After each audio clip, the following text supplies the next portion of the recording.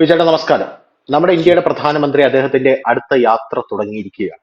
അദ്ദേഹം Singapore, Brunei എന്ന് പറയുന്ന ചെറിയ ചെറിയ രാജ്യങ്ങൾ സന്ദർശിക്കാനാണ് ഇത്തവണ ഒരുങ്ങിയിരിക്കുന്നത്. നമുക്കറിയാം, നേരത്തെ യുക്രൈനിലേക്ക് അദ്ദേഹം പോയിരുന്നു. അത് കഴിഞ്ഞ് പോളണ്ടിലേക്ക് പോയി. പോളണ്ടിൽ നിന്ന് ട്രെയിൻ മാർഗം അല്ല, ആദ്യം റഷ്യയിലേക്ക് പോയി. റഷ്യയിൽ നിന്ന് പോളണ്ടിലേക്ക് പോയി. പോളണ്ടിൽ നിന്ന് ട്രെയിൻ മാർഗം യുക്രൈനിലേക്ക് അദ്ദേഹം വന്നു. അതിനു മുമ്പ് അദ്ദേഹം G20 ഉച്ചകോടിയിൽ പങ്കെടുക്കാനായിട്ട് ഇറ്റലിയിലേക്ക് പോയിരുന്നു. ഇപ്പോഴിതാ അദ്ദേഹം ബ്രൂണൈയിലേക്കും സിംഗപ്പൂരിലേക്കും പോവുകയാണ്. അപ്പൊ വലിയ രീതിയിൽ ലോകരാജ്യങ്ങൾ ഇതിനെ ഉറ്റുനോക്കുന്നുണ്ട്. പിന്നെ വേറൊരു പ്രധാനപ്പെട്ട കാര്യം, ഇവിടെയുള്ള നയതന്ത്ര വിദഗ്ധർക്കൊക്കെ തോന്നുന്നത്, എന്തുകൊണ്ടാണ് നരേന്ദ്രമോദി വളരെ പ്രാധാന്യം കുറഞ്ഞ ഇത്തരം ചെറിയ രാജ്യങ്ങളിലേക്ക് പോലും പോകുന്നത് എന്നുള്ളൊരു ചോദ്യം വലിയ രീതിയിൽ നമ്മുടെ നയതന്ത്ര വിദഗ്ധരെല്ലാം ചോദിക്കുന്നുണ്ട്. ചെറിയ രാജ്യമാണ് ബ്രൂണൈ എന്ന് പറയുന്നത്, പക്ഷേ അതിസമ്പന്നമായിട്ടുള്ള രാജ്യമാണ്. കുഞ്ഞൻ ഗൾഫ് എന്നാണ് ആ രാജ്യത്തെ പറയുന്നത്. സ്വാഭാവികമായിട്ടും നമ്മൾ റഷ്യയുടെ കയ്യിൽ നിന്ന് എണ്ണ വാങ്ങിച്ചുകൊണ്ടിരിക്കുകയാണ്. നമുക്കപ്പൊ ബ്രൂണയുടെ കയ്യിൽ നിന്നും 4200 കോടി രൂപയാണ് ബ്രൂണയുടെ കയ്യിൽ നിന്നും വാങ്ങിക്കുന്ന എണ്ണയുടെ നമ്മുടെ തുക എന്ന് പറയുന്നത്, നമ്മൾ പേ ചെയ്യുന്ന തുക എന്ന് പറയുന്നത്. എന്നിരുന്നാലും റഷ്യയുടെ കയ്യിൽ നിന്ന് നമ്മൾ വാങ്ങിക്കുന്നതിന്റെ എത്രയോ തുച്ഛമായിട്ടുള്ള തുകയാണ് അത് എന്നും നമുക്ക് എല്ലാവർക്കും അറിയാം. എങ്കിലും ഇത്ര ചെറിയ രാജ്യങ്ങൾക്ക് പോലും നരേന്ദ്രമോദി പ്രാധാന്യം കൊടുക്കുമ്പോൾ അതിന്റെ പിന്നിലുള്ള നരേന്ദ്രമോദിയുടെ ആ ഒരു വമ്പൻ മാസ്റ്റർ പ്ലാൻ എന്തായിരിക്കും? കാരണം ബ്രൂണയിലേക്ക് ഇന്ത്യയുടെ പ്രധാനമന്ത്രി ഉഭയകക്ഷി ചർച്ചയ്ക്കായിട്ട് പോകുന്ന അത് ആദ്യമായിട്ടാണ്. നരേന്ദ്രമോദിയാണ് അങ്ങനെ ബ്രൂണയിലേക്ക് പോകുന്നത് എന്നാണ് നമുക്ക് മനസ്സിലാക്കാൻ സാധിക്കുന്നത്. അതുവഴി സിംഗപ്പൂരിലേക്കും നരേന്ദ്രമോദി എത്താനുള്ള സാധ്യതയുണ്ട്. സ്വാഭാവികമായിട്ടും ജോഗ്രഫിക്കലി നമ്മൾ എടുത്ത് നോക്കിക്കഴിഞ്ഞാൽ ഈ ബ്രൂണയും സിംഗപ്പൂറും എല്ലാം കിടക്കുന്നത് ഈ ചൈനയ്ക്ക് സ്വാധീനമുള്ള കടലിന്റെ ആ ഒരു പ്രദേശത്താണ് എന്ന് നമുക്ക് മനസ്സിലാക്കാനായിട്ട് സാധിക്കും. ഇതിനുള്ളിൽ അങ്ങോട്ടേക്ക് പോകുമ്പോൾ നരേന്ദ്രമോദി മനസ്സിൽ ഒളിപ്പിച്ചിരിക്കുന്ന കാര്യങ്ങൾ എന്തൊക്കെയാണ്? എന്തായിരിക്കും നരേന്ദ്രമോദിയുടെ ഒരു നീക്കം എന്ന് പറയുന്നത്? നമ്മുടെ പ്രധാനമന്ത്രി നരേന്ദ്രമോദി എതിരാളികൾ കളിയാക്കി വിളിക്കുന്ന ഒരു കാര്യമുണ്ട്, വേറുണ്ട്. ഗുജറാത്തിയാണ് ഗുജ്ജു എന്നൊക്കെ, അതായത് ഗുജറാത്തി എന്തോ മോശമാണെന്നോ ഗുജ്ജു എന്തോ വളരെ മ്ലേച്ഛമായ ഒരു വാക്കാണെന്നോ പറയുന്നത്. പക്ഷെ എന്റെ പ്രധാനമന്ത്രി ഗുജറാത്തുകാരനായതിൽ ഇപ്പോഴേറെ അഭിമാനിക്കുന്ന ഒരു വ്യക്തിയാണ് ഞാൻ. കാരണം ഒരു ഉം. ഗുജറാത്തിക്ക് മാത്രം ചെയ്യാവുന്ന കാര്യങ്ങളാണ് അദ്ദേഹം ഈ അടുത്ത കാലത്ത് എല്ലാം ചെയ്യുന്നത്. ഓരോ അതെ. സംസ്ഥാനത്തിലും ഓരോ ജനവിഭാഗത്തിനും ഓരോ പ്രദേശത്തുള്ളവരും സംസ്കാരത്തിനും മതത്തിനും ഒക്കെ അവൻ്റെതായ ഒരു ബോൺ ആയിട്ടുള്ള ചില കഴിവുകൾ ഉണ്ടാകും. ഇപ്പൊ നമ്മുടെ കേരളത്തെ സംബന്ധിച്ചുവാണെങ്കിൽ നമ്മൾ വിദ്യാഭ്യാസത്തിലായാലും മറ്റിടങ്ങളിലെ തൊഴിൽ മേഖലയിലായാലും ഒക്കെ നമ്മൾ വലിയ സ്ഥാനത്ത് എത്തുന്നത് പോലെ തന്നെ ഓരോ പ്രദേശത്തു നിന്ന് വരുന്നവർക്ക് ഓരോ തരം കഴിവുകൾ ഉണ്ടാകും. അത്തരത്തിൽ ഉം. ഗുജറാത്തികൾക്ക് ഒരു ജന്മസിദ്ധമായ ഒരു കഴിവാണ് ബിസിനസ് അല്ലെങ്കിൽ കച്ചവടം എന്ന് പറയുന്നത്. അത് നന്നായിട്ട് ചെയ്യാൻ കഴിയുന്ന ഒരു പ്രധാനമന്ത്രി കൂടി ഒരു രാജ്യത്തിന്റെ തലപ്പത്തേക്ക് വരുമ്പോഴാണ് ആ രാജ്യം പുരോഗതിയിലേക്ക് പോകുന്നത്. സാമ്പത്തികമായി നമ്മളൊരു വലിയ മുന്നേറ്റം നടത്തുമെന്ന് നാഴിക്ക് 40 വട്ടം പറയുകയും ലോകബാങ്ക് അടക്കം അത് സമ്മതിക്കുകയും GDP-യിൽ നമ്മൾ വലിയ രീതിയിൽ വളർച്ച കൈവരിക്കുകയും ചെയ്യുമ്പോൾ അതിന്റെ പിന്നിൽ ഒരു ഗുജറാത്തി അതെ. തല തന്നെയാണെന്ന് പറയുന്നതിൽ യാതൊരു സംശയവും ഇല്ല, വേണ്ടാത്ത കാര്യമാണ്. കാരണം ഇതിനു മുമ്പ് ഇരുന്ന അതെ. പ്രധാനമന്ത്രിമാരെല്ലാവരെയും നോക്കിക്കോളൂ, ഈ ഒരു നേട്ടം ഉണ്ടാക്കാൻ കഴിഞ്ഞില്ല. കാരണം ഉം. ഒരു രാജ്യം എന്ന് പറഞ്ഞു കഴിഞ്ഞാൽ അതിന്റെ തലപ്പത്തിരിക്കുകയും അതിന്റെ അധികാരത്തിന്റെ പളവളപ്പിൽ പോവുകയും ചെയ്തിട്ട് കാര്യമില്ല. കാരണം ഇവിടെ ഒരു വലിയ ഡെവലപ്മെന്റ് ഉണ്ടാകണം. നമ്മുടെ ഒരു ചെറിയ ഉദാഹരണം ഞാൻ പറയാം. ഈ റെയിൽവേയിലായാൽ തന്നെ ഇപ്പോഴെന്തോ മാറ്റങ്ങളാണ് അതിൽ വന്നിരിക്കുന്നത്. റെയിൽവേയിലായാലും റോഡ് ഗതാഗതത്തിലായാലും ഒക്കെ. അപ്പോൾ വലിയ രീതിയിൽ വികസന രാജ്യത്ത് നടക്കണമെങ്കിൽ പണം നമുക്ക് ആവശ്യമാണ്. പണം എവിടെ നിന്ന് വരുന്നു എന്ന് ചോദിച്ചു കഴിഞ്ഞാൽ സ്വാഭാവികമായും നമ്മുടെ ട്രേഡിങ്സ്, നമ്മുടെ നിക്ഷേപങ്ങളിൽ. കച്ചവടത്തിലൂടെ നടക്കുന്നുണ്ട്.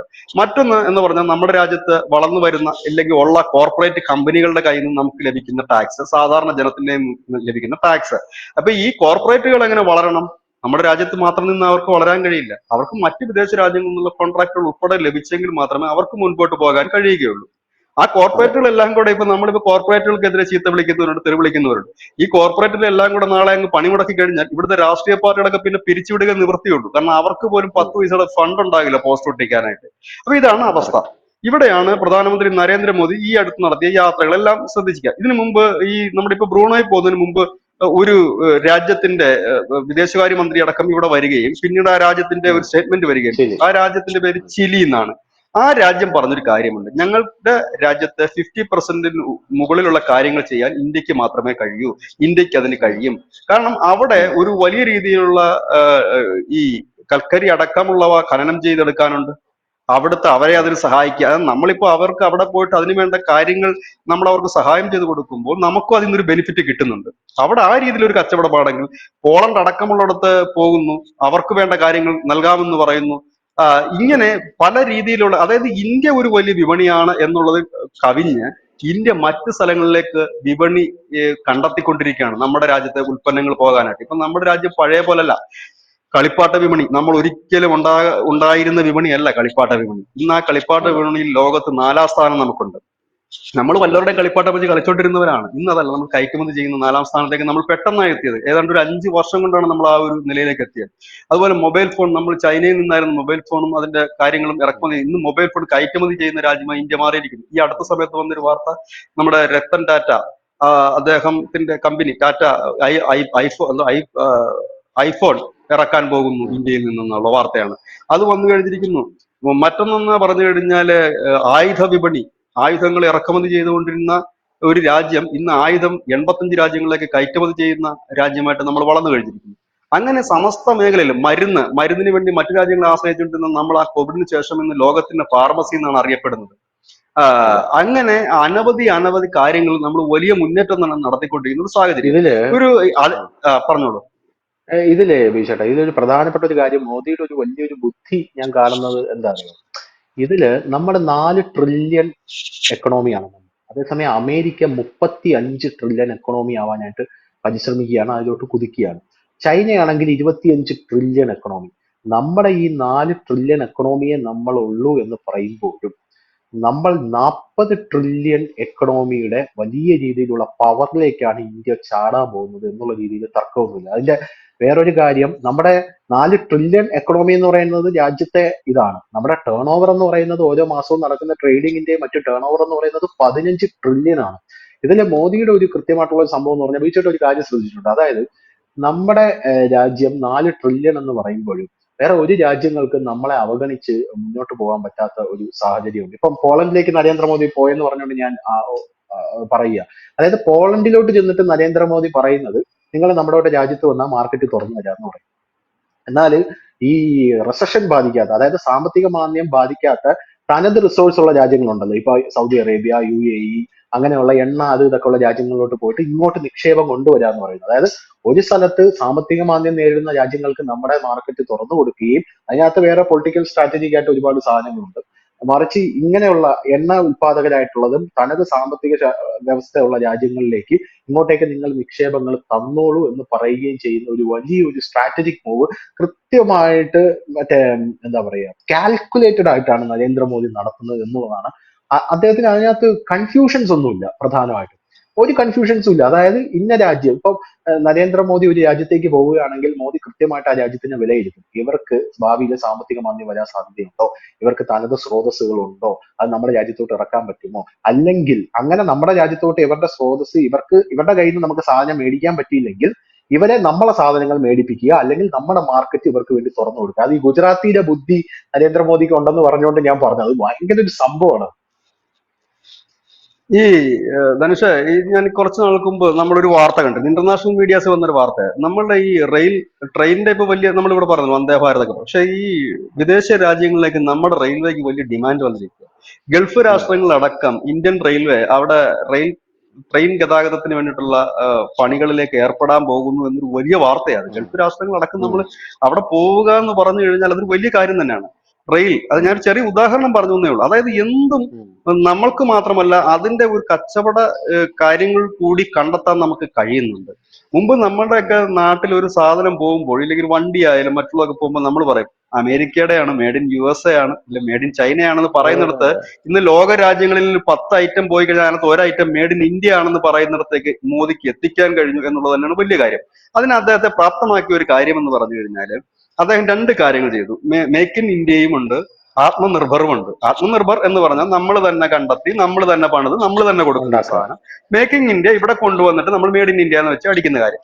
അദ്ദേഹം ചെയ്ത ഒരു അതെ. വലിയ കാര്യം എന്ന് വെച്ചാൽ, മുൻപ് നമ്മൾ എല്ലാവരും സാധനം വാങ്ങിക്കൊണ്ട് വരികയാണെങ്കിൽ ഇപ്പൊ ചെയ്യുന്ന പരിപാടി എന്ന് വെച്ചാൽ, നമ്മൾ എന്ത് സാധനം ഇറക്കുമതി ചെയ്യുന്നു അതിന്റെ ടെക്നോളജി കൂടെ നമുക്ക് കൈമാറണം. ഘട്ടം ഘട്ടമായിട്ട് നമ്മുടെ ഇവിടെ തന്നെ അത് ഇവിടെ മേക്ക് ചെയ്യണം എന്ന് മാത്രമല്ല, ഘട്ടം ഘട്ടമായിട്ട് അത് നമ്മളായിരിക്കും മേക്ക് ചെയ്യുന്നത്. അങ്ങനെയാണ് നമ്മളിപ്പോ അതെ. റഷ്യയിൽ നിന്ന് ആയുധങ്ങളെല്ലാം വാങ്ങുന്നത്. അങ്ങനെയാണ് ഇപ്പൊ നമ്മൾ ഏത് രാജ്യത്ത് നിന്ന് ആയുധം വാങ്ങിയാലും, റഫാൽ അടക്കമുള്ള ആയുധങ്ങൾ വാങ്ങിയാലും, വിമാനങ്ങൾ വാങ്ങിയാലും, അതൊക്കെ ഇവിടെ വന്നിട്ട് പിന്നീട് ആദ്യഘട്ടത്തിൽ മേക്ക് ഇൻ ഇന്ത്യ ആയിരിക്കാം.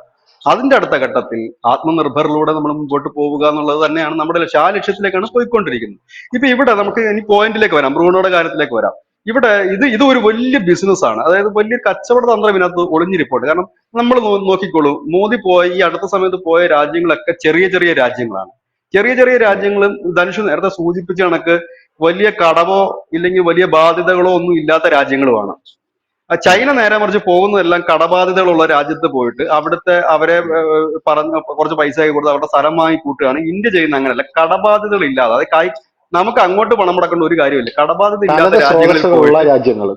രാജ്യങ്ങളിൽ പോയിട്ട് അവിടെ ചെന്നിട്ട് നമ്മൾ ചെയ്യുന്ന പണി ഇത് ചെറിയ രാജ്യങ്ങൾ. ഇപ്പൊ പറഞ്ഞില്ലേ ബ്രൂണോ, അങ്ങനെ വലിയൊരു രാജ്യമല്ല ഈ ബ്രൂണോ എന്ന് പറയുന്നത്, ചെറിയൊരു രാജ്യമാണ്. സിംഗപ്പൂർ ചെറിയൊരു രാജ്യമാണ്. ഇവിടങ്ങൾ, അതായത് ഈ നമ്മുടെ ഒരു ചെറിയ സിമ്പിൾ ആയിട്ടൊരു ഉദാഹരണം ഞാൻ പറഞ്ഞുതരാം. നമ്മുടെ നാട്ടിൽ രണ്ട് കടകൾ, ഈ നാരങ്ങാ വെള്ളം വിൽക്കുന്ന കടകൾ. അതിനകത്ത് ഒരാൾ വിൽക്കുന്ന നാരങ്ങാ വെള്ളത്തിന്, ഒരു നാരങ്ങാ വെള്ളത്തിന് 10 രൂപയാണ്. എന്നാൽ മറ്റേ ആൾ വിൽക്കുന്ന നാരങ്ങാ വെള്ളത്തിന് 1 രൂപയേ ഉള്ളൂ. അപ്പോൾ ഉം. ആൾക്കാർ എങ്ങോട്ടേക്കായിരിക്കും കൂടുതൽ പോകുന്നത്? ആ 1 രൂപ ഒരു രൂപ. ഉള്ളിടത്തേക്കായിരിക്കും പോകുന്നത്, അല്ലെ? പക്ഷെ അങ്ങേർക്ക് ലാഭം കിട്ടണമെങ്കിൽ എത്ര നാരങ്ങ വെള്ളം വിൽക്കണം? മറ്റയാളുടെ ഒപ്പം എത്തണമെങ്കിൽ 10 നാരങ്ങ വെള്ളം വിൽക്കണം. പക്ഷെ അതെ അയാളുടെ അതെ. കടയിലേക്ക് തിരക്ക് വരും, 1 രൂപയ്ക്ക് ആൾ എന്തായാലും വരും. 10 രൂപക്കാരൻ്റെ അടുത്ത് ആള് വരുമോ ഇല്ലയോ എന്ന് സംശയമാണ്, കുറവായിരിക്കും ചിലപ്പോൾ വരുന്നത്.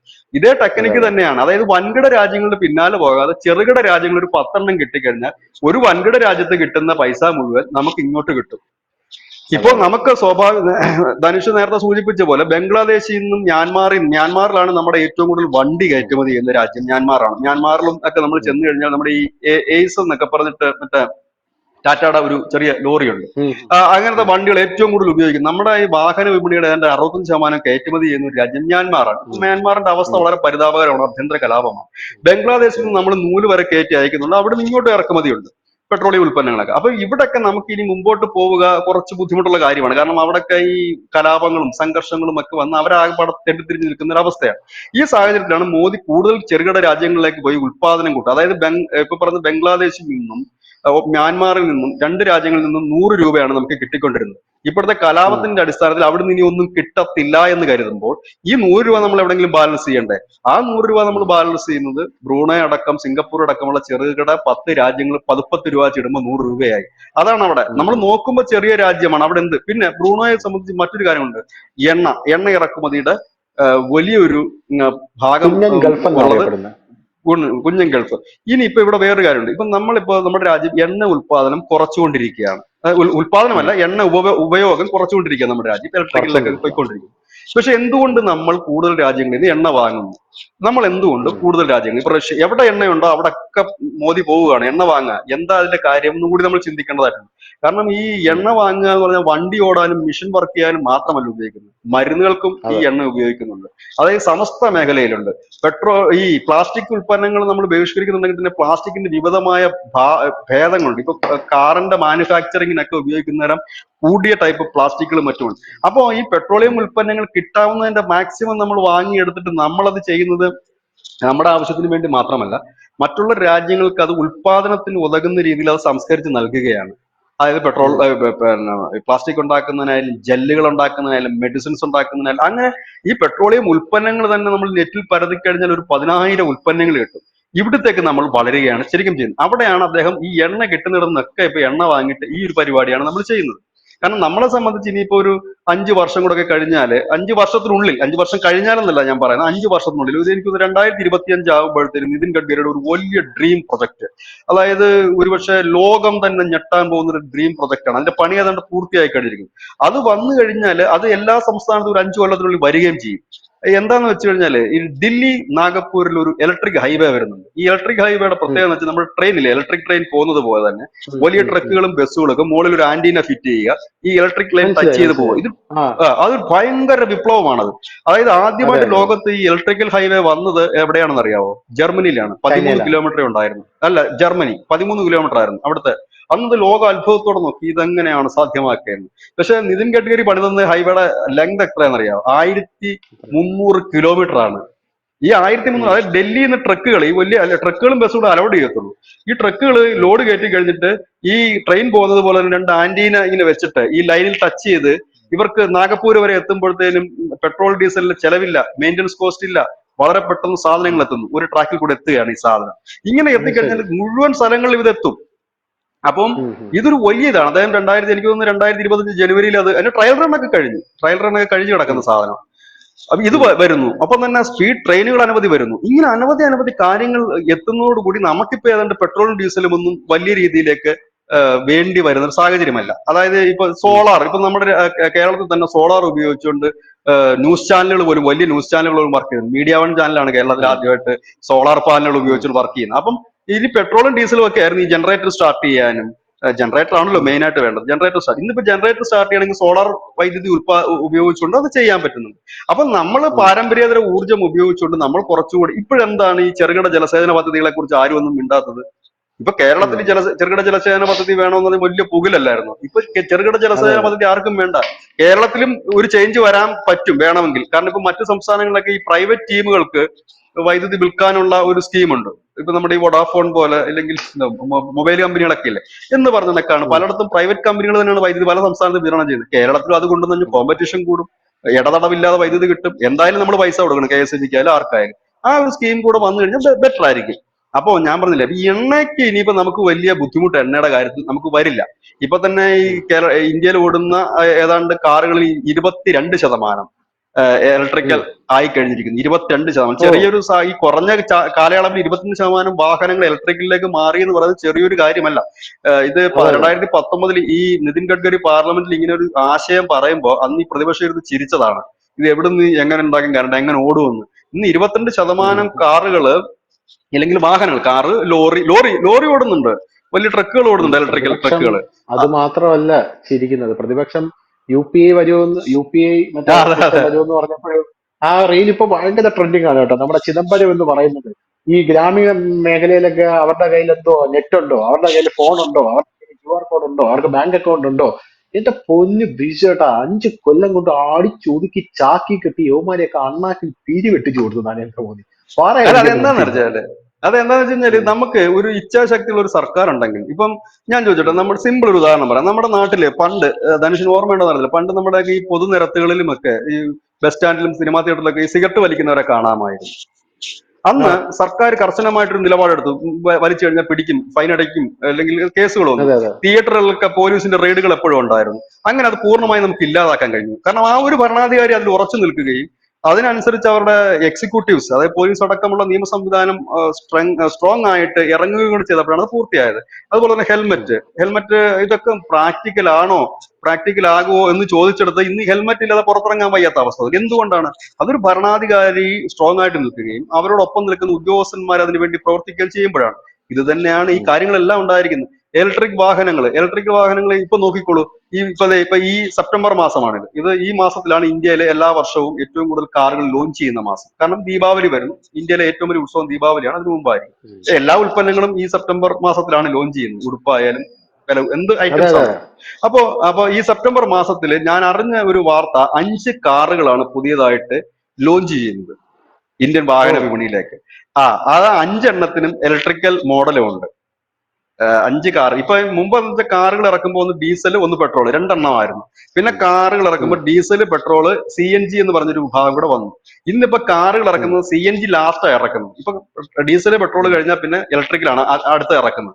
ഇനി അടുത്ത വരുന്നത് എഥനോൾ ഉപയോഗിച്ചുകൊണ്ടുള്ള വാഹനം ത്തിന്റെ ഏതാണ്ട് അവസാന ഘട്ടത്തിലേക്കാണ്. ഇനി അതുകൂടെ വന്നു കഴിയുമ്പോൾ നമുക്ക് 4 ഓപ്ഷൻസ് ആയി ഏത് വണ്ടി എടുക്കണമെന്നുള്ളത്. അത് കഴിഞ്ഞിട്ട് ഉം. ഇനി ഹൈഡ്രജൻ വെച്ചിട്ടുള്ള വാഹനങ്ങൾ. നിലവിൽ നിതിൻ ഗഡ്കരി ഉപയോഗിക്കുന്ന കാറ് ഹൈഡ്രജൻ ഉപയോഗിച്ച് ഓടുന്ന കാറാണ്. അപ്പം ഉം. അതുകൂടി വന്നു കഴിഞ്ഞാൽ നമുക്ക് 5 ഓപ്ഷനാണ്. ഇതിലിപ്പം വലിയ മെയിൻ്റനൻസ് ഉം. കോസ്റ്റ് കൂടുതലുള്ള ഡീസൽ എടുക്കൂ? എടുക്കാൻ സാധ്യത കുറവാണ്. പിന്നുള്ളത് ഉം. പെട്രോളാണ്. പെട്രോളിന്റെ ഇനി എത്ര നാൾ നിങ്ങൾക്ക് പമ്പുകൾ ഉണ്ടാകും എന്നുള്ള അറിയില്ല. ഇലക്ട്രിക്കലിലേക്ക് പോകാൻ ആൾക്കാർക്ക് താല്പര്യം, കാരണം വീട്ടിൽ വെച്ച് ചാർജ് ചെയ്താൽ വണ്ടി ഓടിക്കോളും, മെയിൻ്റനൻസ് കോസ്റ്റ് ഉം. കുറവാണ്. പക്ഷെ ഇപ്പം നിലവിൽ കുറെ പ്രോബ്ലംസ് അതിനുണ്ട്, അത് മാറുമായിരിക്കാം. ഉം. പിന്നുള്ള വരുന്നത് ഏതാണ്? CNG ആണ്. നിർലോഭം ഉം. കിട്ടുന്നുണ്ട്. അഞ്ചാമത് വരുന്നത് എഥനോൾ ആണ്. ആറാമത് വരുന്നത് ഹൈഡ്രജൻ ആണ്. അങ്ങനെ നമുക്ക് ഓപ്ഷൻസ് വരുന്നു. അതായത് ഇവിടെ ഉം. നമ്മളുടെ ഒരു രാജ്യത്തിന്റെ ഡെവലപ്മെന്റ്സ് മാത്രമല്ല, നമ്മൾ ഒരുപാട് സ്വയം പര്യാപ്തതയിലേക്ക് എത്തിക്കൊണ്ടിരിക്കുകയാണ്.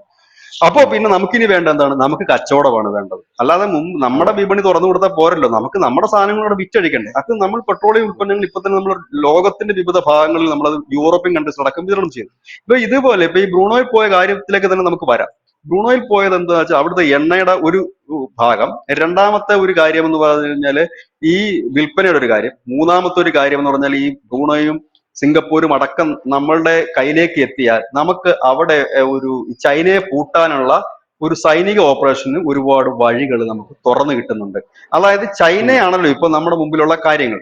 ആ ചൈനയെ അതെ. പൂട്ടാനുള്ള പ്രധാനപ്പെട്ട ഒരു വഴി, ചെങ്കടലടക്കമുള്ള വഴികൾ തുറന്നു കിട്ടുന്നത് ഇവിടെയാണ്. കാരണം നമ്മളിപ്പോ ഉം. സമുദ്ര ഇതില് നമ്മളിപ്പോ വളരെ മുന്നിലാണ്. നമ്മുടെ ഈ എന്താ ഇന്ത്യൻ വ്യോമസേന പോലെ തന്നെ അതെ ഇന്ത്യൻ അതെ അതെ. നാവികസേന ഇപ്പൊ ഉം. ഭയങ്കരമായിട്ട് ഡെവലപ്മെന്റിലേക്ക് പോയിരിക്കുന്നു. നമ്മുടെ ഇപ്പൊ രണ്ടാമത്തെ ആണവ മിസൈൽ വഹിക്കുന്ന അന്തർവാഹിനി കമ്മീഷൻ ചെയ്തതേ ഉള്ളൂ. അതിന് തൊട്ടടുത്ത് തന്നെ അരിഖണ്ട്. വാർത്ത ഈ അരിഖണ്ടിന് തൊട്ടടുത്ത് അരിദാമി എന്ന് പറഞ്ഞിട്ട് അടുത്തത് ഈ അടുത്ത ജനുവരിയിൽ 2021 ജനുവരിയിൽ അടുത്തത് ചെയ്യാം. അങ്ങനെ 9 അന്തർവാഹിനികളാണ് നമ്മൾ നിർമ്മാണത്തിൽ ഇരിക്കുന്നത്, 9 എണ്ണം. അപ്പോ അതുകൊണ്ട് തന്നെ അത് പെട്ടെന്ന് പെട്ടെന്നാണ്. മുമ്പെന്ന് പറഞ്ഞാല് അന്തർവാഹിനി നമ്മൾ നിർമ്മിക്കും എന്ന് പറഞ്ഞാൽ വർഷങ്ങളോളം കാത്തിരിക്കണമെങ്കിൽ ഇപ്പോഴങ്ങനല്ല. അന്ന് പറഞ്ഞത് എനിക്ക് തോന്നുന്നു 2014 തന്നെ രാജ്നാഥ് സിംഗ് ഇത് പറഞ്ഞിരുന്നു. ഉം. 2019 അദ്ദേഹം ചില ചെറുകിട യുദ്ധക്കപ്പലുകൾ ഫ്ലാഗ് ഓഫ് ചെയ്തുകൊണ്ട്, ഇല്ലെങ്കിൽ അതിനെ ലോഞ്ച് ചെയ്യുന്ന ചടങ്ങിൽ അദ്ദേഹം പറഞ്ഞു നമ്മളിപ്പോ ഒരുപാടെണ്ണം അങ്ങനെ ചെയ്യുന്നുണ്ടെന്ന്. ഇപ്പൊ ഏതാണ്ട് കടലിൽ നമ്മളും ചൈനയും തമ്മിൽ കട്ടക്ക് കട്ടക്ക് മുട്ടാനുള്ള രീതിയിലേക്ക് കാര്യങ്ങൾ എത്തിക്കഴിഞ്ഞു. അങ്ങനെ നാവിക അതെ. ശക്തിയിൽ കൂടെ നമ്മളൊരു വലിയ പവറായി കഴിഞ്ഞാല് പിന്നെ ഒരു വലിയ ശക്തിയായിട്ടാണ് നമ്മൾ മുൻപോട്ട് പോകുന്നത്. ഇതാണ് ഇപ്പോഴത്തെ ഒരു സാഹചര്യം. അപ്പോൾ ഈ ചെറുകിട രാജ്യങ്ങളെ മുഴുവൻ ഇന്ത്യയുടെ കൈപ്പിടിയിൽ ഒതുക്കും. കാരണം ചൈന ഇനി ഇപ്പൊ ഈ ബ്രോണോയിലും സിംഗപ്പൂരിലൊന്നും പോയിട്ട് പണം ഇറക്കാനുള്ള സാധ്യതകൾ വളരെ കുറവാണ്. ഇപ്പൊ തായ്വാനും ഇന്ത്യയായിട്ട് നല്ല ടൈപ്പാണ്. തായ്വാനും മലേഷ്യ ഇന്ത്യയായിട്ട് നല്ല രീതിയിലാണ് കാര്യങ്ങൾ മുമ്പോട്ട്. അതായത് ആ ഒരു ഏരിയയിൽ കിടക്കുന്ന ശരിക്കും പറഞ്ഞാൽ മംഗോളികളാണല്ലോ ഇവരെല്ലാവരും. മംഗോളിയ വംശജരാണ് ഉം. ചൈനയും നമ്മുടെ ഈ കിടക്കുന്ന വടക്കിഴക്ക് സംസ്ഥാനങ്ങൾ, ഇവരെല്ലാം ഒരു വംശജരാണ്. അതിനകത്ത് ഒരു വലിയ വിഭാഗത്തെ നമുക്ക് കൂടെ കൂട്ടാൻ പറ്റി. കാരണം ഇന്ത്യയെ സംബന്ധിച്ച് പറഞ്ഞു കഴിഞ്ഞാല് ഈ ആളുകൾ നോക്കുന്നത്, മറ്റു രാജ്യങ്ങളിലെ ആളുകൾ വിപണി നോക്കുന്ന കാര്യമാണ്. ആളുകളല്ല ഞാൻ പറഞ്ഞത്, വിപണി ചെല്ലുന്നത് ഉം. നോക്കുന്നത്. ഉം. ചൈനയുടെ ഒരു സാധനത്തിന് 10 രൂപ, അത് മേടിച്ചു കഴിഞ്ഞാൽ ഗ്യാരണ്ടി ഒന്നുമില്ല, 10 അതെ രൂപയ്ക്ക് അതെ. കിട്ടും. പക്ഷെ ഇന്ത്യയുടെ ഒരു സാധനമാണെന്നുണ്ടെങ്കിൽ ഒരു 15 രൂപ, അതായത് അവന്റെ രാജ്യത്ത് അമേരിക്കയുടെ സാധനത്തിൽ 25 കൊടുക്കേണ്ടത് ഇന്ത്യയുടെ ഒരു 15 രൂപ കൊടുത്താൽ കിട്ടും. പക്ഷെ അതിന് ഉം. ഗ്യാരണ്ടി ഉണ്ട്, നല്ല സാധനമാണ്, അടിപൊളി സാധനമാണ്. ഉം. അപ്പം ആ ഒരു ലെവലിലേക്ക് പോകുന്നു എന്നുള്ളത് തന്നെയാണ് ഉം. ഇന്ത്യയെ സംബന്ധിച്ച് അവിടുത്തെ വിപണിക്ക് കിട്ടുന്ന ഒരു വലിയ വ്യത്യാസം എന്ന് പറയാം. ഉം. അതായത് നമ്മുടെ ഉൽപ്പന്നങ്ങൾക്ക് കിട്ടുന്ന ഒരു വാല്യൂ ഉണ്ട്. ആ വാല്യൂ ഉം. ആണ് മാക്സിമം നമ്മൾ യൂട്ടിലൈസ് ചെയ്തുകൊണ്ടിരിക്കുന്നത്. ഇപ്പൊ നമ്മൾ ഉം. നമ്മുടെ ഭക്ഷ്യവസ്തുക്കൾ നമ്മൾ കയറ്റുമതി ചെയ്യുന്നുണ്ട്. അങ്ങനെ ഒരുപാട് കയറ്റുമതി ഉം. നമ്മുടെ രാജ്യത്ത് നിന്നും ഉണ്ട്. മുമ്പും ഉണ്ടായിരുന്നു. ഈ സാധനങ്ങളൊക്കെ ഇന്ത്യയിൽ ഇതേപോലുള്ള കാര്യങ്ങളുണ്ടായിരുന്നു. പക്ഷെ അത് നടപ്പാക്കാൻ ഭരണാധികാരികൾക്ക് കഴിഞ്ഞില്ല എന്നുള്ളതാണ് ഉം. അത് പുതിയതായിട്ട് മോഡി വന്നതിന് ശേഷമല്ല ഇവിടുത്തെ ഈ ഡെവലപ്മെന്റ്സ് ഉണ്ടായിരുന്നത്. ഇത് പണ്ട് പുരാതന കാലം ഉം. തൊട്ടേ ഇവിടെ ഉണ്ട്. അത് നമ്മൾ കണ്ടെത്താനും മുമ്പോട്ട് കൊണ്ടുപോകാനും അത് ഭരണാധികാരികൾക്കേ കഴിയൂ. അത് കഴിയാതെ പോയി എന്ത് ചെയ്യാനാണത്? അതിനകത്ത് എല്ലാവരും ആരെയും കുറ്റം പറഞ്ഞിട്ട് മടി കാര്യമില്ല. പിടിച്ചിരുന്നു. ഹാർഡ് വർക്ക് ചെയ്യാൻ ആരും തയ്യാറായില്ല. ഇത് നരേന്ദ്രമോദി പോകുന്നത് പോലെ ഒരു സ്ഥലത്ത് നമ്മുടെ കച്ചവടം ബ്ലോക്കായ 10 രാജ്യങ്ങളിൽ ഓടി നടന്ന് കച്ചവടം പിടിക്കാനായിട്ട് വേറെ ആരെ കൊണ്ടും സാധിച്ചില്ല എന്നുള്ളതാണ്. കാരണം സത്യം പറഞ്ഞാൽ ഇതൊരു ഹാർഡ് അത് വർക്ക് തന്നെയാണല്ലേ. ഇത് മോദി പറയുന്ന പോലെ ഒരു അല്ല 18 മണിക്കൂർ ഇത് എന്ന് ഞാൻ പണിയെടുത്താൽ ഈ പറഞ്ഞില്ലേ, കാര്യങ്ങളൊക്കെ നടക്കൂ. അല്ല അദ്ദേഹം ഒരു പ്രധാനമന്ത്രി എന്ന നിലയിൽ മാത്രം, അദ്ദേഹം നല്ലൊരു മാർക്കറ്റിംഗ് എക്സിക്യൂട്ടീവ് കൂടെയാണ് എന്ന് എനിക്ക് പറയാൻ കഴിയും. അതെ അതെ. നല്ലൊരു മാർക്കറ്റിംഗ് ഹെഡാണ് അദ്ദേഹം. ഇദ്ദേഹത്തെ കണ്ട് വേണം ഇനി ഉം. ഈ MBA ഒക്കെ കഴിഞ്ഞ കുട്ടികൾ മാർക്കറ്റിങ്ങിന് ഇറങ്ങാനായിട്ട്. കാരണം അതെ അതെ. കൃത്യമായിട്ട് തന്നെ ഒരു വഴി അടയുമ്പോൾ 9 വഴികൾ പോയി കണ്ടെത്തിക്കൊണ്ട് വന്നിട്ട് ഇവിടുത്തെ ഉം. ബാലൻസ് ഉം. ചെയ്യാണ് ഈ ഇവിടെ കിട്ടുന്ന ഇതുകൊണ്ട്.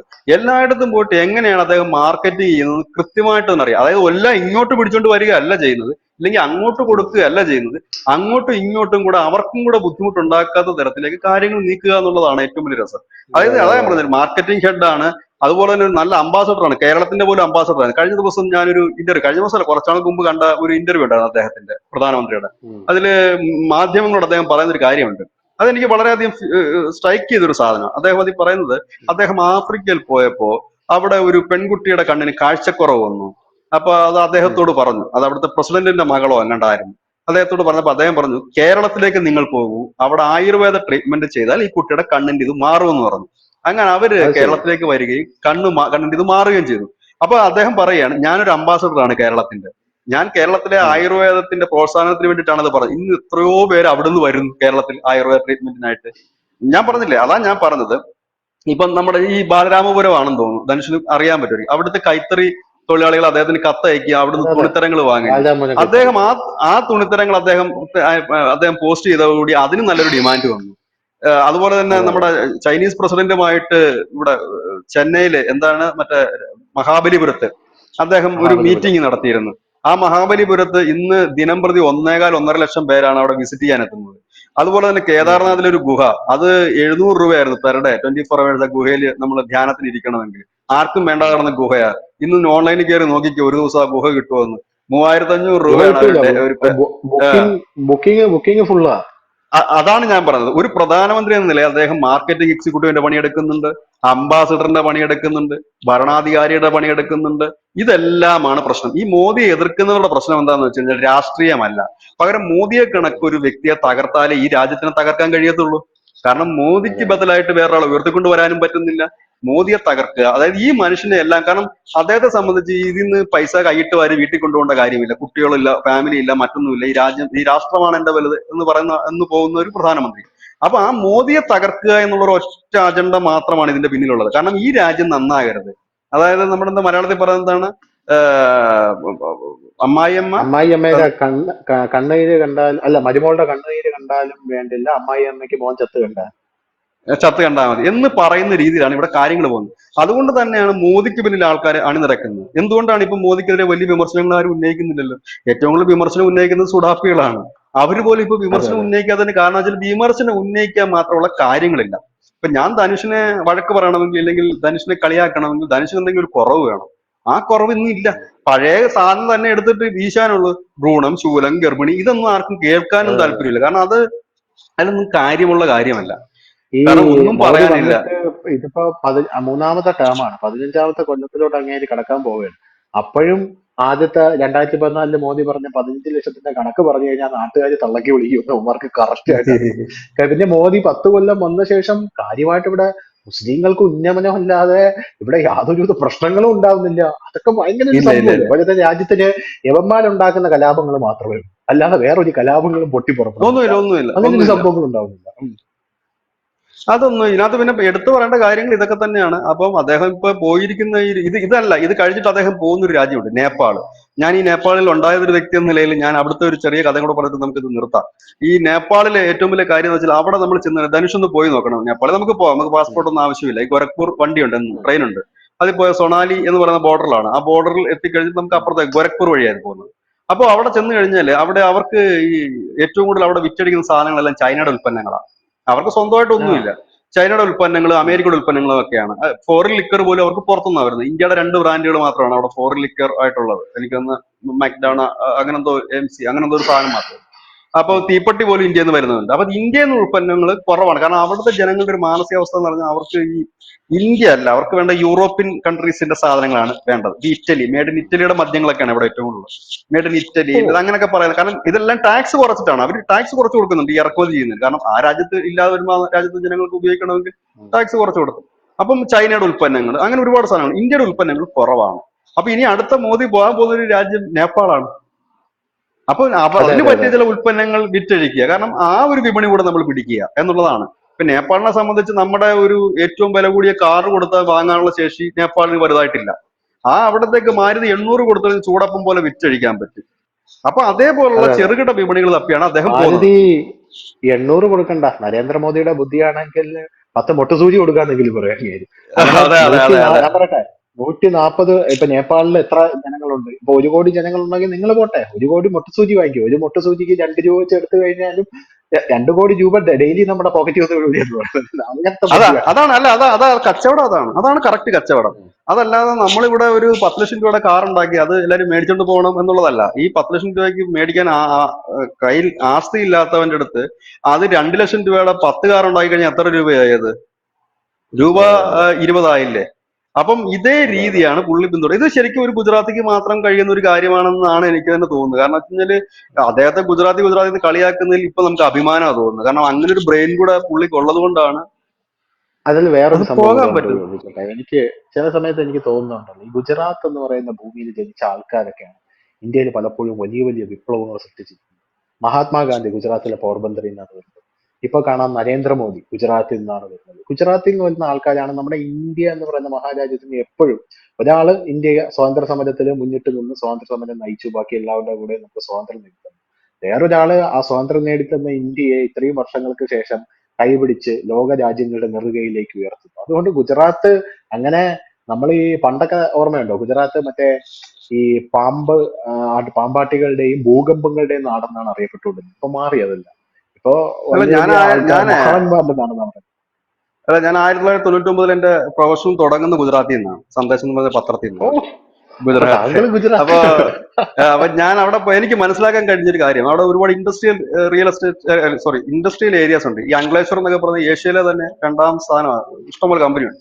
അപ്പൊ എനിക്ക് മനസ്സിലാക്കാൻ കഴിഞ്ഞൊരു കാര്യം, അവിടെ ആർക്കും പണിയില്ലാത്തവരായിട്ട് ആരുമില്ല. ഈ കമ്പനി പോകുന്നവരൊരു വിഭാഗമുണ്ട്, ഈ കമ്പനിയിൽ നിന്ന് തള്ളുന്ന വേസ്റ്റ് ഇല്ലേ ധനുഷേ, ആ വേസ്റ്റ് പെറുക്കുന്നവര്, ആ വേസ്റ്റ് വണ്ടി കൊണ്ടുപോകുന്ന ട്രാൻസ്പോർട്ടേഷൻ ചെറിയ റഷകളുണ്ട്, ചെറിയ ഈ ഉം, ബൈക്ക് ഉം. കണക്ക് ഇരിക്കുന്നത്, ഇതിൽ കൊണ്ടുപോകുന്നവർക്ക് ഒരു വരുമാനം, ഈ ആൾക്കാരെ അവിടെ എത്തിക്കുന്നവർക്ക് ഒരു വരുമാനം, അവിടെ ചെറിയ ചെറിയ ചായക്കടകളുണ്ട്, അതായത് ഈ വടാപ്പാവും ചായയും കിട്ടുന്നു, അങ്ങനെയുള്ളവർക്ക് ഒരു വരുമാനം. അതായത് ഈ ജോലി ഇല്ലാത്തവരായിട്ട് അവിടെ ആരുമില്ല. പിന്നെ കന്നുകാലി വളർത്തല്, അതെന്റെ ബിസിനസ് വേറൊരു തരത്തിൽ. അതായത് എനിക്ക് തോന്നുന്നത്, നമുക്ക് ഈ നമ്മുടെ നാട്ടിൽ തന്നെ നോക്കിക്കേ, ഇവിടെ പണിക്ക് വരുന്നതിനകത്ത് ഏതെങ്കിലും ഒരു ഗുജറാത്തിയെ കാണിച്ചു തരാൻ പറ്റുമോ? ആരുമില്ല, ആരുമില്ല. ആരില്ല. എന്താ വെച്ചാൽ അവന്റെ അതേസമയം നാട്ടില് നമ്മുടെ നമ്മുടെ എന്തെങ്കിലും. മലയാളികൾ അങ്ങോട്ടേക്ക് പണിക്ക് പോകുന്നുണ്ടല്ലേ. അയ്യോ, മലയാളികള് നല്ല ലക്ഷക്കണക്കിന് മലയാളികളുണ്ട്. ഈ അങ്ക്ലേശ്വർ എന്നൊക്കെ പറയുന്നത് നല്ല, ഞാൻ അന്ന് ഉള്ള സമയത്ത് ഞാൻ അറിഞ്ഞത് 2 ലക്ഷത്തോളം മലയാളികളുണ്ടെന്നാണ് അറിഞ്ഞത്. മലയാളി അത് ശരി. സമാജങ്ങളൊക്കെ വളരെ ശക്തമായ സ്ഥലമാണ്. ഈ ബറോഡ ആയാലും ബറൂച്ച് ആയാലും അങ്ക്ലേശ്വർ ആയാലും സൂററ്റ് ഉം, ആയാലും ഉം. ഒക്കെ തന്നെ.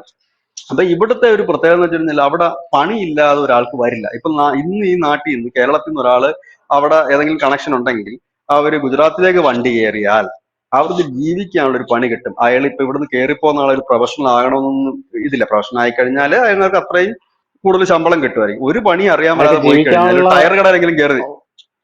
വഴി കിട്ടുമെന്നുള്ള മാത്രമല്ല, അറിയാലോ ബിചേട്ടന്, നമ്മുടെ ആനന്ദ് എന്ന് പറയുന്ന വ്യക്തി, അല്ല, നമ്മുടെ അമൂലിന്റെ സ്ഥാപകൻ ഇവിടെ നിന്നാണ് പോയത്. ആനന്ദ് എന്ന് പറയുന്ന ഗ്രാമത്തിൽ കുര്യൻ വിപ്ലവം സാറ്, ഉണ്ടാക്കി. കുര്യൻ ആ, സാറ്. കുര്യൻ സാറ് രാജ്യം മുഴുവൻ അത് പടർന്ന് പന്തലിച്ചു. ഇപ്പൊ ഞാൻ വിചാരിക്കുന്നത്, നമ്മുടെ ഏതെങ്കിലും ഒരു സംസ്ഥാനത്ത് നിന്നുമുള്ള ഒരു പ്രോഡക്റ്റ് ഇതുപോലെ രാജ്യം മുഴുവൻ ഫേമസ് ആയിട്ടുള്ള ഒരു പ്രോഡക്റ്റ് എന്റെ ഓർമ്മയിൽ ഇല്ല. ഇപ്പൊ അമൂൽ എന്ന് പറയുന്ന പ്രോഡക്റ്റ് രാജ്യം മുഴുവൻ എന്തിനാ വേൾഡ് ഫേമസ് ആയിക്കൊണ്ടിരിക്കുകയാണ് അതിപ്പോ.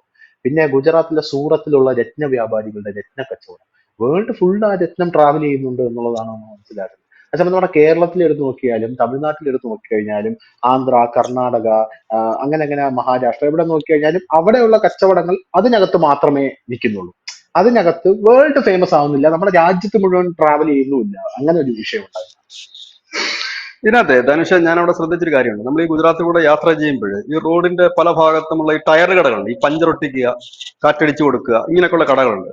ഈ കടകളിൽ ബഹുഭൂരിപക്ഷം നടത്തുന്നത് നമ്മുടെ മലയാളികളാണ്.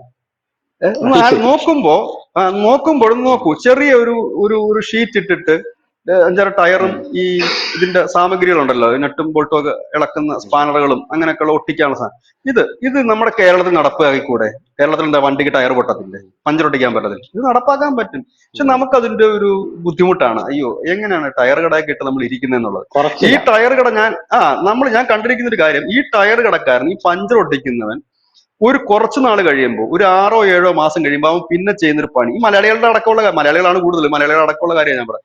അവനൊരു പുതിയ ഒരു 5 ടയർ ആ കടയിൽ ഇറക്കി വെച്ചു, ടയർ കച്ചവടം തുടങ്ങി.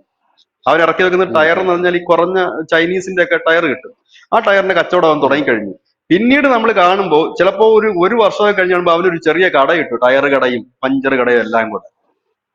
അവൻ ഒരു കട ഇടുമ്പോൾ അതിന് തൊട്ടപ്പുറത്ത് ചായ വിൽക്കുന്നവന് ഒരു ചെറിയ കട ഇടും, ചെറിയ അതെ. ചായയും വടയും സ്നാക്സ് വെച്ചിട്ട്. ഇത് ഇച്ചിരി കഴിയുമ്പോൾ, കുറച്ച് നാൾ കഴിഞ്ഞ് നമ്മൾ അതുവഴി പോകാമെങ്കിൽ ഇത് രണ്ടും ചെറിയ ഹോട്ടലുകളായിരിക്കും. അതാ ഞാൻ പറയുന്നത്, ഉം. ഈ ഇവിടുന്ന് പോകുന്ന മലയാളി അവിടെ ചെന്ന് കഴിയുമ്പോൾ അവന് ബുദ്ധി ഉദിക്കും, ഈ പണി ചെയ്താൽ ജീവിക്കാൻ പറ്റുമെന്ന്. ആ പണി ചെയ്താൽ അവൻ ഉം. വലിയ മുതലാളിമാരായിട്ടുണ്ട്, എത്രയോ മുതലാളിമാരായിട്ടുണ്ട്. എന്തിന് ടയർ കമ്പനിയുള്ള മുതലാളി ഞാൻ കണ്ടിട്ടുണ്ട്, മലയാളി. ധനുഷ് അത് വിശ്വസിക്കത്തില്ലത്. ശരി. നമുക്ക് ഇപ്പൊ ടയർ കമ്പനി എന്ന് പറയാൻ നമുക്ക് അറിയാൻ പറ്റുന്നത് ഇപ്പൊ MRF അല്ലെങ്കിൽ മറ്റെന്തെങ്കിലും വലിയ കമ്പനികളുടെ ടയറുകളെ കുറിച്ചായിരിക്കും നമുക്ക് അറിയാനുള്ളത്. പക്ഷെ ഇതൊന്നും, ഇങ്ങനത്തെ പേരുകളല്ലാത്ത ചില പേരുകളുള്ള കമ്പനികളുണ്ട്. അപ്പൊ ധനുഷിന്റെ പേരിലും ടയർ ഇറക്കാൻ പറ്റും, ധനുഷ് ടയർ എന്ന് പറഞ്ഞിട്ട്. അപ്പൊ ഇത് അവിടെ പോയിട്ട് ഈ സാധനങ്ങൾ ഇറക്കുമതി ചെയ്തിട്ട് ഇവര് മോൾഡിങ്ങിൽ പോയിട്ട് മോൾഡ് ചെയ്തിട്ട്, വലിയ കമ്പനികളൊന്നും അല്ല, മോൾഡ് ചെയ്ത് ഇവരുടേതായ ഒരു പ്രൊഡക്റ്റ് ആക്കി ഇറക്കുകയാണ് ചെയ്തത്. അതായത് ഇപ്പം ഒരു സാധാരണപ്പെട്ട ഒരു ഡ്രൈവർ വന്നു കഴിഞ്ഞാൽ ചിലപ്പോൾ അവനൊരു 10,000 രൂപ കൊടുത്ത് ടയർ വാങ്ങാൻ പറ്റില്ല. അവന്റെ കയ്യിൽ ഒരു 2,500 ഉം. രൂപയ്ക്ക് ഈ ടയർ കൊടുക്കും. ഭൂരിപക്ഷം സെക്കൻഡ് ഉം. ഹാൻഡ് ടയറുകൾ റിട്രേഡ് ഇത് ചെയ്തെടുക്കുന്നതാകാം. ഉം. ഇല്ലാന്നുണ്ടെങ്കിൽ ഞാൻ അറിഞ്ഞത് ഉം. മെറ്റീരിയൽസ് ഇറക്കുന്നതാണെന്ന് അറിഞ്ഞത്. മെറ്റീരിയൽസ് ഇറക്കിയിട്ട് ഇവർ ഉം. ടയർ ഉണ്ടാക്കുകയാണ്, ഈ ചെറിയ ചെറിയ യൂണിറ്റുകൾ വെച്ചിട്ട്. അങ്ങനെ ഉള്ള ഒരു സ്ഥലമാണത്. അതാ ഞാൻ പറഞ്ഞത്, പണി പഠിപ്പിക്കേണ്ട അവരെ, കച്ചവടം അവരെ പഠിപ്പിച്ചു കൊടുക്കേണ്ട ആവശ്യമില്ല. കച്ചവടം അവർക്ക് ജന്മനാ ഉള്ളതാണ്. അതാ ഞാൻ പറഞ്ഞത്, അവിടെ ഈ തെണ്ടിത്തിരിഞ്ഞ് നടക്കുന്ന ഒരാളെ നമുക്ക് കാണാൻ കഴിയില്ല. അവിടുന്ന് തൊഴിലന്വേഷിച്ചിട്ട് ഈ പിച്ചപ്പണി എടുക്കാന്ന് ഒരാളെ നമുക്ക് കാണാൻ കഴിയും. എല്ലാ രാജ്യത്തുണ്ട്. പിന്നെ അവർ ഏറ്റവും കൂടുതൽ യൂസ് ചെയ്യുന്ന രാജ്യം, പുറത്തേക്ക് പോകാൻ ഏറ്റവും കൂടുതൽ യൂസ് ചെയ്യുന്നത് യൂറോപ്യൻ കൺട്രീസ് തന്നെയാണ്. അവർ ഒരുപാട് പേര് യൂറോപ്യൻ കൺട്രീസിൽ പോയിട്ടുള്ളവരുണ്ട്. അവരെല്ലാം കച്ചവടക്കാരാണ്. ബിസിനസ് മെന്റാലിറ്റി അവരുടെ ബ്ലഡിലുണ്ട്. അതായത് മറ്റുള്ളവരെ, പിന്നെ ഞാൻ കണ്ടിരിക്കുന്ന ഒരു കാര്യം, എല്ലാ സംസ്ഥാനത്തും ഈ തട്ടിപ്പ് ഉണ്ടാകുമല്ലോ. അതിനകത്ത് എനിക്ക് തോന്നിയിരിക്കുന്നത് വളരെ കുറഞ്ഞ ഒരു തട്ടിപ്പ് അങ്ങനെ ഞാൻ കേട്ടിട്ടില്ല, ഒരു തട്ടിപ്പില്. അതെ, അത് തന്നെയാണ് അവരുടെ ബ്ലഡിൽ ആ ഒരു ബിസിനസ് മെന്റാലിറ്റി ഉണ്ടെന്ന് പറയുന്നത് പോലെ തന്നെയാണ് അവിടെ നിന്ന് വരുന്ന നരേന്ദ്രമോദിയുടെ ബ്ലഡിലും. അദ്ദേഹം ഒരു നല്ലൊരു ഭരണാധികാരിയായിരിക്കുമ്പോൾ അത് ആവോളമുണ്ട്. അത് നമ്മുടെ രാജ്യത്തിന് അതിഭീകരമായിട്ടുള്ള ഗുണം ചെയ്യുന്നുണ്ട്. നമ്മുടെ രാജ്യത്തിന്റെ ജനങ്ങൾക്ക് അത് മനസ്സിലാവുന്നുണ്ട്. ബിസിനസ് മെന്റാലിറ്റി മാത്രമല്ല നരേന്ദ്രമോദിയുടെ ബ്ലഡിലുള്ളത്, മറിച്ച് നല്ല കർമ്മ കുശലതയും നരേന്ദ്രമോദിയുടെ ബ്ലഡിലുണ്ടെന്നുള്ളതിൽ യാതൊരുവിധ തർക്കമില്ല. സ്വാമി വിവേകാനന്ദൻ പറയുന്ന ഒരു ഡയലോഗാണ് എനിക്ക് ഓർമ്മ വരുന്നത്. അദ്ദേഹം പറയുന്നത് നമ്മുടെ രാജ്യത്ത് ഹൈന്ദവ മതം, അതായത് ഹിന്ദു മതത്തിലെ ആത്മീയതയും മുസ്ലിം മതത്തിലെ സാഹോദര്യവും, എന്നാൽ ക്രിസ്തു മതത്തിലെ, അതായത് ക്രിസ്ത്യാനികൾക്കിടയിലെ കർമ്മകുശലതയും, ഇത് മൂന്നും ചേർന്ന് പ്രവർത്തിക്കുന്ന ആൾക്കാരെയാണ് നമ്മുടെ രാജ്യത്ത് ആവശ്യം. അതായത് ഈ മൂന്ന് മതങ്ങളിലെയും, ഹൈന്ദവ മതത്തിലെ, ഹിന്ദു മതത്തിലെ ആത്മീയത, ക്രിസ്തു മതത്തിലെ കർമ്മകുശലത, മുസ്ലിം മതത്തിലെ സാഹോദര്യം, ഇത് മൂന്നും ചേർന്ന് പ്രവർത്തിക്കുന്ന ആൾക്കാരാണ്. ഇത് മൂന്നും ഒരുമിച്ച് വന്ന് പല രാജ്യങ്ങളെയും കൂട്ടിയിണക്കി, അത് സാഹോദര്യമുണ്ട്, സ്പിരിച്വാലിറ്റി ഉണ്ട്, എന്നാൽ കർമ്മകുശലതയുണ്ട്. അങ്ങനെ സകല കാര്യങ്ങളും കൊണ്ട് പ്രവർത്തിക്കുന്ന ഒരാളാണ് നരേന്ദ്രമോദി എന്ന കാര്യത്തിൽ തർക്കമില്ല. പിന്നെ മോദിയുടെ ബ്രൂണെ സന്ദർശനവുമായി ബന്ധപ്പെട്ട് അതിന്റെ കൂടുതൽ അപ്ഡേറ്റ്സ് അടുത്ത ദിവസങ്ങളിൽ, അല്ലെങ്കിൽ ഇന്ന് ഉള്ള വരും മണിക്കൂറുകളിലോ അടുത്ത ദിവസങ്ങളിലോ വരാനുള്ള സാഹചര്യത്തിൽ ഏതൊക്കെയാണ് കരാറുകൾ ഒപ്പിടുന്നത്, എന്തൊക്കെയാണ് നരേന്ദ്രമോദിയുടെ അവിടുത്തെ മൂവ്മെന്റ്സ് എന്ന്. അത് കഴിഞ്ഞ് അദ്ദേഹം നേരെ സിംഗപ്പൂരിലേക്ക് പോകും. അത് കഴിഞ്ഞ് വേറെ പല രാജ്യങ്ങളും അദ്ദേഹം സന്ദർശിക്കാൻ പോകുന്നുണ്ട് എന്നുള്ള അഭ്യൂഹങ്ങളുമുണ്ട് എന്നുള്ളത് വേറൊരു കാര്യമാണ്. അത് കഴിഞ്ഞ് മിക്കവാറും എൻ്റെ ഒരു ഊഹം വെച്ചിട്ട് അദ്ദേഹം സൗത്ത് ആഫ്രിക്കയിൽ ആഫ്രിക്കൻ കൺട്രീസ് ആയിരിക്കും സന്ദർശിക്കാൻ പോകുന്നത് എന്നാണ് എനിക്ക് മനസ്സിലാക്കാനായിട്ട് സാധിക്കുന്നത്. ചിലപ്പോൾ അങ്ങോട്ടേക്ക് പോയാലായി, അല്ലെങ്കിൽ അതിനു മുമ്പ് നമുക്കൊരു പ്രതിസന്ധി വന്നു കഴിഞ്ഞാൽ അതിനെ ടേക്ക് ഓവർ ചെയ്യാൻ വേറെ ഏതെങ്കിലും രാജ്യത്തോട്ട് പോയാലായി. യഥാർത്ഥത്തിൽ ഇതാണ് ഒരു പ്രധാനമന്ത്രിയുടെ ഡ്യൂട്ടി എന്ന് പറയുന്നത്. അല്ലാതെ വെറുതെ ഇരുന്ന് തലയാട്ടുകയും രാജ്യത്ത് കിടക്കുന്ന പ്രശ്നങ്ങൾ പരിഹരിക്കലുമല്ല. ഇതാണ് യഥാർത്ഥത്തിൽ ഇന്ത്യ എന്ന് പറയുന്ന മഹാരാജ്യത്തിന്റെ ഒരു പ്രധാനമന്ത്രിയുടെ ഡ്യൂട്ടി. അത് നരേന്ദ്രമോദി കാണിച്ചു തരികയാണ് എന്നുള്ള കാര്യത്തിൽ യാതൊരു സംശയവും. ഇത്രയും പറഞ്ഞുകൊണ്ട് നമുക്ക് നിർത്താം. Thank you Bijay. Thanks so much. കൂടുതൽ വാർത്തകളും വിശേഷങ്ങളും നിങ്ങളിലേക്ക് എത്താൻ ABC മലയാളം സബ്സ്ക്രൈബ് ചെയ്യുക, ബെൽ ബട്ടണും അമർത്തുക.